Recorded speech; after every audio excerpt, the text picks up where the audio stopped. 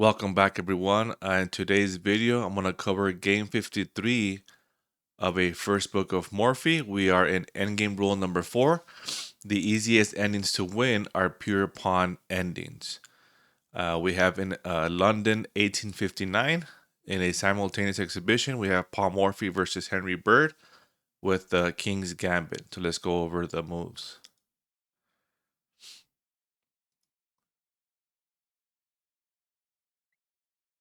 All right, so we have e4, e5, f4 with the King's Gambit. And again, now black has here queen h4 check. White prevents that with knight to f3, preventing queen h4. Bishop e7, now doubling up on this d8 h4 diagonal. Bishop c4, bishop h4 check, g3, f captures g3, white castles, and then g captures h2 check. King h1, right? So here the white king is using the black pawn as a shield. The white king is safer behind a black pawn instead of a white one because black cannot capture a black pawn. So white will use this as a shield, and then later on, probably in the end game, white can decide to capture the pawn. So d5 by black, bishop captures d5. Knight f6, again attacking d6, the bishop on d6, but also this breaks up the communication between the king, the black queen, and the bishop on h4. Here again, maybe black was hoping for knight captures h4, and then knight captures d5, and then e captures d5, and then queen captures h4. So let's go ahead and play that sequence. So black was hoping for this. Maybe something, the game could have gone like this. But for sure, with this move, black was thinking that was going to let white take on h4. Again, so white saw this and decided, you know what, if I'm going to lose my bishop, might as well capture the pawn on f7 and win a pawn and bring the king out to f7, which is what happens in the game, right? Bishop captures f7. So this is called like a desperado move when you have maybe like a sort of a last attempt to gain some type of advantage. King captures f7, knight captures h4, rook e8 attacking the pawn on e4. Remember, the knight is pinned to the king, so the knight is not really an attacker in this position. d3 by white, and again, this is following the principle that the defensive task should be handled by the smallest unit possible, preferably a pawn, so that the bigger units can attack. And of course, an equal move would have been knight to c3, developing while defending the pawn. But again, white chose to go d3 first, and later on he's going to play knight to c3. Now we have bishop to h3. Again, the threat is to take the rook. White replies with the bigger threat, queen h5 check, king g8, and then rook captures f6, g captures f6, knight c3. Now here the author comments that if white would have played bishop f4, this would be considered as a prophylactic move, right? Preventing rook e5.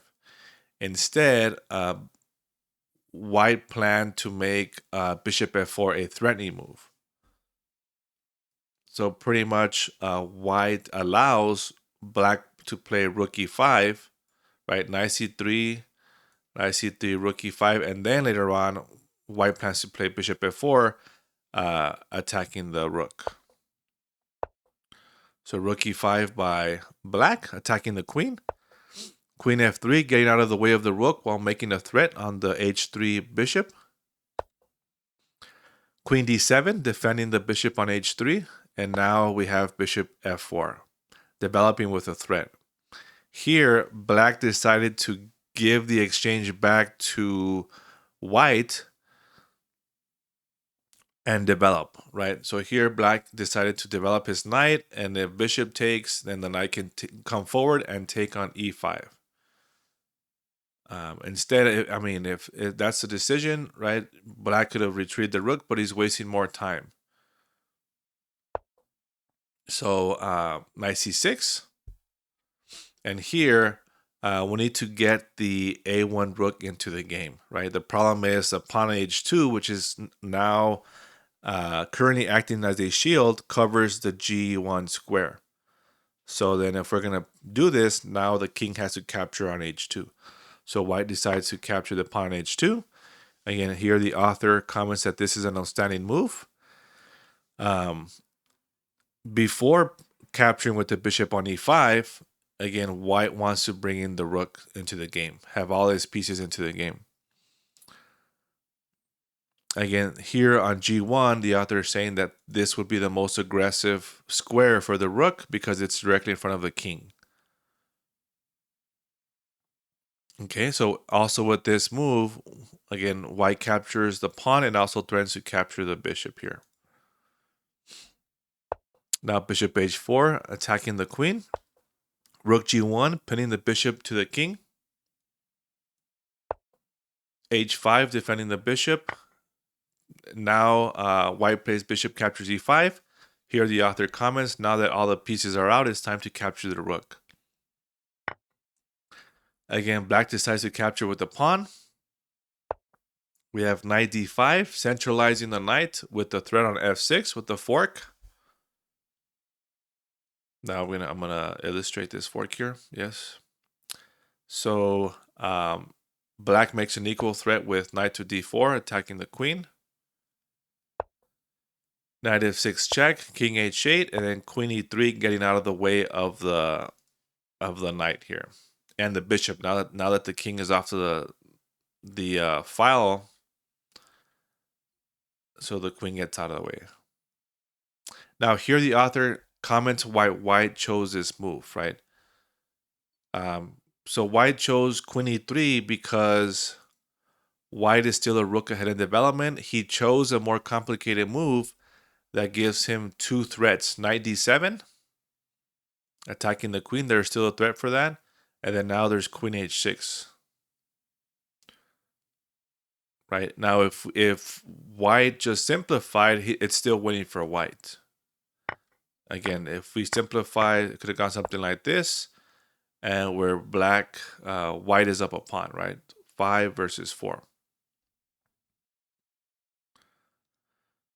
So pretty much white chose this move to make the game more complicated, and he wants to use his rook that's ahead in development. Queen g7. So now white takes advantage of this and plays knight captures h5. So now if bishop captures, then the rook captures the queen. So queen h7, attacking the knight. Rook captures g4, queen captures h5, queen h3, breaking the pin. Right, breaking the pin with the threat of knight g6. King h7, getting out of check. The heavy kingside skirmish is settled, and the only threat left on the chessboard is knight captures c2. So therefore white plays c3. Knight e6, rook g6. Again, the author points out that knight g6 is also winning.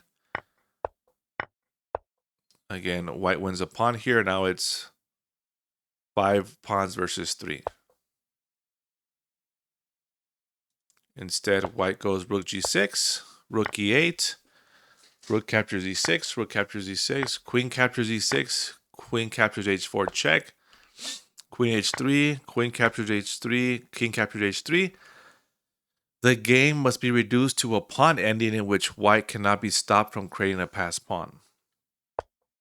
So c5 by black, king g4, king g6, king f3, king f6, king e3, king e6, d4, e captures d4, c captures d4, c captures d4, and king captures d4.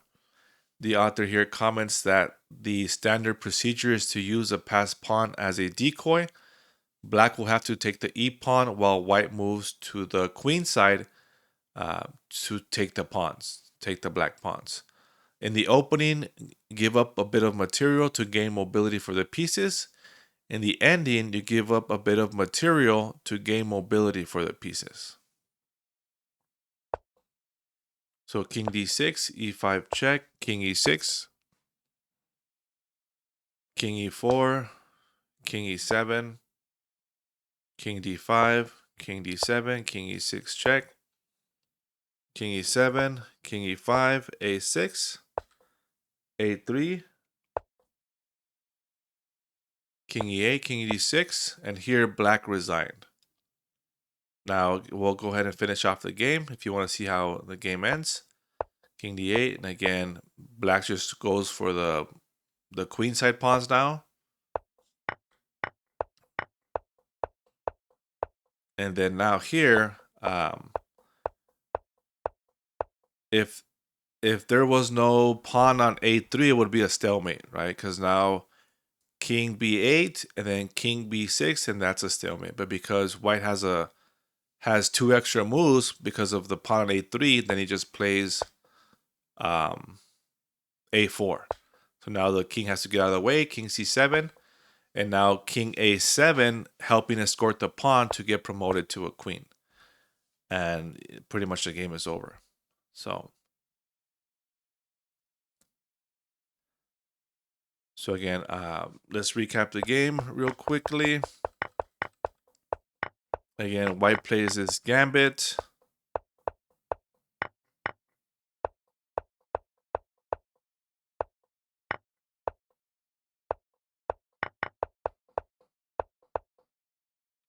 Again, here there was some moves where white could have put up more resistance.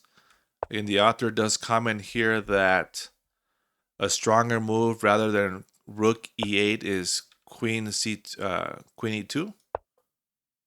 So that would be a stronger move for black to better defend. But other than that, it gets reduced to a endgame where white is up a pawn and white creates a passed pawn that white uses as a decoy. So again, that's pretty much it. Thank you for watching, and I will see you in the next video.